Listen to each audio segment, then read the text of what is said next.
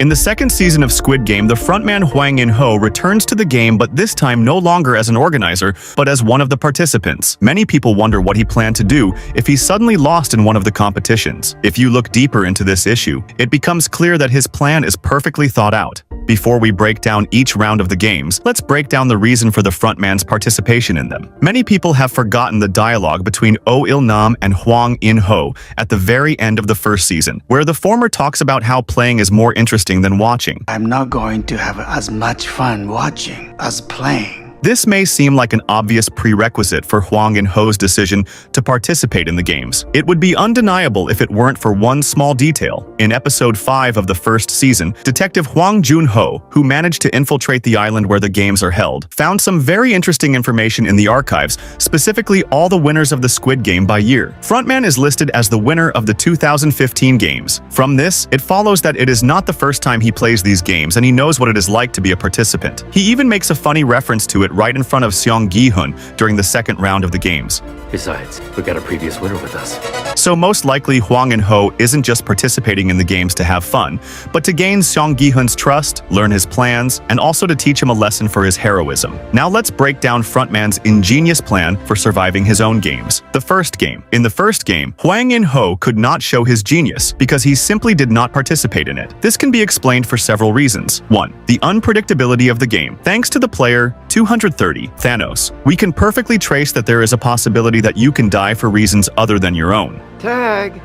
Second, chaos between players. With 455 players taking part in the first game, it's safe to say that due to their anxiety and the large number of players, no one will notice the absence of player 001, so there's no point in participating in the first game and risking your life. 3. Keeping all players in the game. Frontman's absence in the first round could also be justified by the fact that he wasn't planning on playing in the 2024 games at all. We all remember very well that Seong Gi-hun returned to the game to save the lives of the participants and end the games for good. Hwang In Ho, watching the first game, saw that player 456 is taking the lead from the first minutes. Hwang In Ho realizes that if everyone starts listening to Seong Gi-hun, the 2024 games will be in danger of being disrupted. This theory may be one of the most likely, as it was the frontman himself who prevented the games from being stopped in the first vote. He then tries to change Seong Gi-hun's mind by pitying him, telling him that he needs the money to save his wife and child. My wife back home is very sick. She was diagnosed with acute cirrhosis and needs a new liver.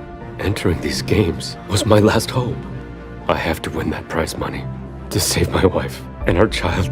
The second game. This time, Hwang In Ho becomes a participant in the game. Many people will ask how the second game differs from the first game in terms of unexpectedness, because here again, everything depends not only on one player, but on the whole team of 5 people. How could he have planned this? As many noticed, Song Ki-hoon's team was the last to be tested when there was no one in the room except for the 2 teams and the pink guards. It was obviously planned, because if Hwang In Ho's team was defeated, the guards would simply kill 4 of his teammates, leaving the frontman alive and without any witnesses. Another interesting detail that can be seen during the second round of games is how Hwang In Ho mocks and plays on the nerves of his teammates when he sees that the previous 3 have gone through their mini-games too quickly. When it's his turn to go through his mini-game called Pangi Chigi, you can see that he throws the spinning top with his right hand, even though it's obvious from the previous scenes in the series that he's left-handed. He shoots his brother with his left hand, picks up the remote control and glass with his left hand, and presses the button when voting with his left hand. After 2 unsuccessful attempts with his right hand, he decided not to risk it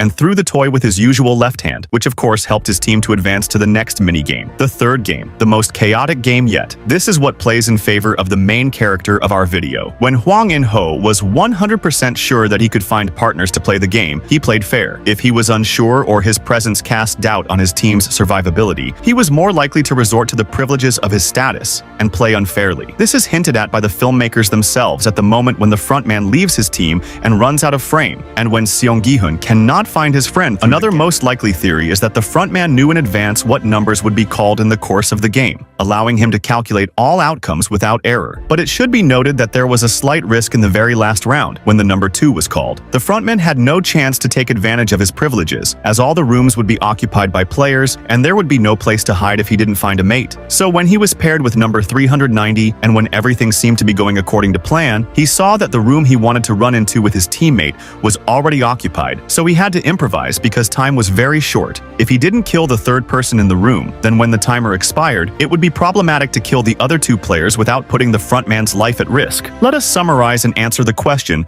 of why there is no way the frontman could have been killed in his own games. 1. Past experience. As we reviewed earlier, this was not the first game Hwang In Ho had participated in, so he understood the rules, strategies, and psychology of the players. This experience gave him an advantage over other participants, especially newcomers. 2. Knowing all the games in advance. Many people would agree that it would be foolish to participate in games without knowing what to expect, because it puts your life at unnecessary risk. Considering that the frontman has been the head of the games for a few years now, it is likely that he has already watched players play the games and can draw conclusions so that he can play them himself without too much difficulty. 3. Possible protection from the organizers. Although everyone is officially equal in the game, In Ho's status may have implied an unspoken advantage. For example, the organizers may have provided for the games to be less dangerous for him to ensure his survival, or simply not to kill the frontman if he failed. Let me know in the comments what you think about it, and what you're looking forward to in Season 3 of the Squid Game. Like and subscribe if you liked the video, and I'll see you in the next one.